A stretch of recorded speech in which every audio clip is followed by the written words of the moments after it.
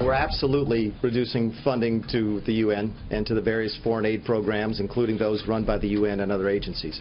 That should come as a surprise to no one who watched the campaign. The President said specifically hundreds of times, you covered him, I'm going to spend less money on people overseas and more money on people back home. And that's exactly what we're doing with this budget. Yes, it is. President Trump's America First budget calling for major cuts to the United Nations. And he wants to slash funding to foreign aid as well. Former U.S. ambassador to the United Nations is John Bolton. He joins us now. John, there is a separate budget for peacekeeping at the United Nations. At the moment, we contribute 28% of it. We want to cut that to 25%.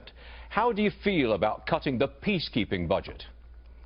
Well, I think it's certainly doable at the levels suggested, because a lot of these peacekeeping operations have essentially a perpetual life and become part of the problem. They're not moving to solve the problem that they were set up to deal with. They're helping to perpetuate it. So I think this notion that, oh my goodness, if we don't spend on peacekeeping, we'll have to spend it through our defense budget is absolutely wrong. And therefore, I think substantial savings can be made. Now, there is the main budget at the UN, which pays for staffing and headquarters and that kind of thing. We provide 22% of that budget, more than anybody else, and we want to cut that. Are you okay with cutting that portion of the UN's budget?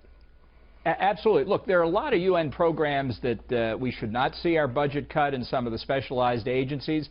We'd have to look at how these figures work out. But one of the reasons I said over 20 years ago that if you lost 10 stories of the UN building in New York, it wouldn't make a bit of difference is because that's 10 stories less of bureaucrats. And there's no governmental or intergovernmental institution in the world that can't see its budget cut with limited effect. Now, if you want to cut domestic spending in America, you've got to get that through Congress. That's understood. If you want to cut the UN's budget, can you just do it just like that without reference to Congress?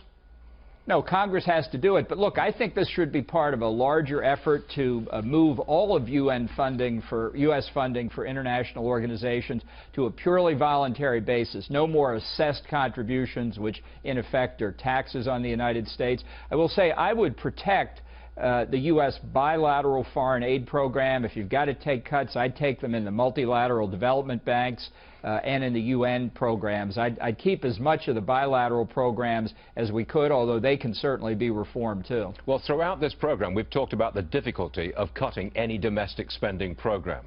Do you think that UN budget cuts would pass relatively easily? Because I'm sure they're popular.